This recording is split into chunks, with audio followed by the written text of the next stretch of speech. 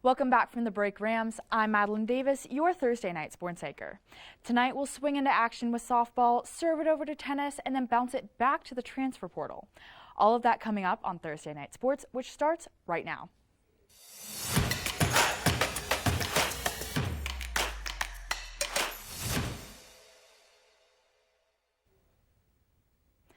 Before we get started, I just wanted to wish everyone a happy opening day. This is my personal favorite day of the year. It's like if you combined Christmas and my birthday. It's truly something special every year. But with that message though, let's get right into it. After what ended up being a shortened trip in Boise, the Rams softball is back home this week for their grand opening weekend. This is an exciting series for the Rams as they'll be showing off their new stadium in all its glory, hosting the first ever night game in CSU softball history Saturday evening at 6. The Rams enter this one after a tough outing in Boise that they were hoping to bounce back from. But unfortunately, due to inclement weather, the series had to be cut short. If you tuned in on Tuesday, you heard Ruby recap this whole series, but I'm here to focus on what's next, UNLV. The Rebels invade Fort Collins with a 1-5 conference record and 15-16 overall, which sits them last in the Mountain West. UNLV currently ranks 6th in the league in batting average, last in ERA, but first in fielding. Despite their defensive efficiency, though, the Rebels aren't having an outstanding season by any means.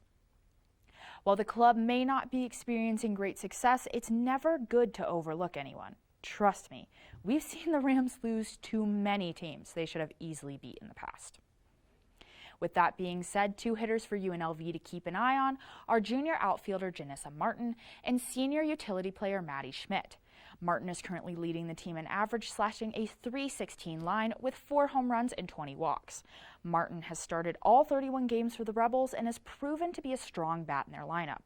Right behind her is Maddie Schmidt, who, like Martin, has also started in all 31 of the Rebels' games. Her stats are nearly identical, boasting a .313 batting average and 96 at-bats. She also has drawn 17 walks, contributing to that staggering .441 on-base percentage. While the Rebels definitely have some decent hitters, it's been their pitching that has really struggled, and I only imagine that to get worse at altitude. If the Rams can maintain their offense and attack UNLV early, I see no reason why this series couldn't result in a sweep. We will have to see how things shake out. The Rams will start this series tomorrow at 4 for their annual Pink Out game. And softball isn't the only team in action this weekend, as CSU tennis also hopes to bounce back after a real rough weekend. The Rams struggled in a road doubleheader against the Fresno State Bulldogs and the Wyoming Cowgirls, seeing CSU drop both matches pretty decisively. This was quite the contrast from the rest of the season thus far, where the Rams have dominated their opponents. However, they get a chance for redemption on Saturday, welcoming the San Jose State Spartans. The Rams come into this match sitting at 11-4 overall, but 0-2 in conference play. The Spartans, on the other hand, flash a 7-6 overall record, but are 2-0 in conference play. A couple of players to look out for on SJSU's side are junior Giovanna Babik and fellow classmate Irina Meriadian. Babik flaunts a 6-2 dual record and has proven to be a powerhouse at the 6 singles spot. While she may not always get a chance to play at a large venue like the CSU Tennis Complex, Babik is assured a match, and 6 can be a crucial spot to clinch. Another key player for the Spartans has been Armenian native Irina Meriadian. Meriadian has an 8-2 dual record at the 3 singles spot. Once again, another crucial clinch spot.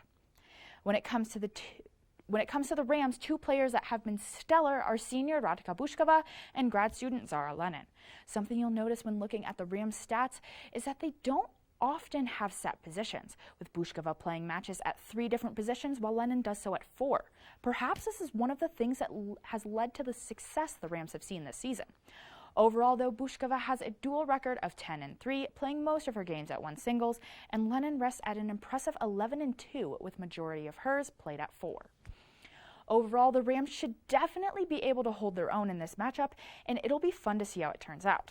They'll be taking the court this Saturday afternoon at 2 before a quick turnaround 24 hours later with another Mountain West matchup in Nevada. And okay, enough with the spring sports. Let's bounce back to everyone's favorite, basketball. If you tuned in on Tuesday, you heard Mike mention that 2 more Rams hit the transfer portal, juniors Isaiah Rivera and Baylor Hebb. We'll start with the more impactful and perhaps surprising of the two in Rivera. The 6'5" guard played all 3 of his collegiate seasons in the green and gold and was establishing a good role for himself. After what was a bit of a rough 2021-22 campaign, he found himself in a bigger role this past year with the absence of other shooting guards like Chandler Jacobs and Kendall Moore, and honestly performed fairly well. With several players graduating and the Isaiah Stevens decision up in the air, it was a bit of a surprise that Rivera hit the portal so early. He could have served a pretty crucial role heading into next November. Over the course of last season, Rivera played 33 games and put up some decent numbers. He shot around 47% from the field and averaged close to 9 points per game.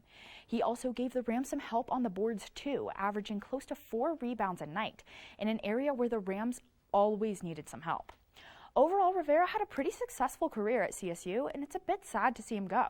He can probably find himself in a similar position at another mid-major school, and who knows, maybe even within the Mountain West. It'll be interesting to see where he ends up. Meanwhile, Baylor Hebb was also confirmed to have put his name in the transfer portal, even though he has not publicly announced his decision yet. The third year from Texas played 2 seasons here at CSU after transferring from Loyola Chicago. To be completely honest, he never really made much of an impact on the court and was actually more useful to that Sweet 16 Rambler squad. Hebb played 33 games this season and was even the starting point guard at the beginning when Stevens was out. But after some unimpressive performances and a ton of foul trouble, freshman Tavy Jackson took over that role until Stevens came back. Hebb averaged about 2 points on 47% shooting with about 1 assist and 1 rebound per game. As the most highly recruited kid on the team, yeah, you heard that right, I think we all expected a little more from him in his career as a Ram. It will be incredibly interesting to see where he goes and see if he'll have to sit out his senior year due to transferring twice. Whatever happens, us here at CTV Sports wish both Hebb and Rivera the best and are excited to see what the rest of their college careers have in store. And well, Ram fans, that's all the CSU sports news I've got for you. It's time for me to watch some baseball now. Happy opening day. But before you turn on the Rockies and Padres game, make sure you stick around for Zoe Weir and hear all about what students think about this year's March Madness tournament.